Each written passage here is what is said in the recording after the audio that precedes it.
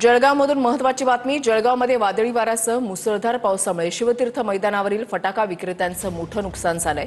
शिवतीर्थ मैदानावर दिवाळीनिमित्त फटाक्यांची दुकानं मांडण्यात आली आहेत आणि वादळी वाऱ्यासह झालेल्या मुसळधार पावसामुळे 37 दुकानांचं मोठं नुकसान झालंय। जळगाव शहराला काल वादळी वाऱ्यासह मुसळधार पावसाने झोडपून काढलं आणि या वादळी वाऱ्यासह मुसळधार पावसाचे जे आहे जळगावातील फटाके विक्रेत्यांना देखील मोठा फटका बसलेला आहे।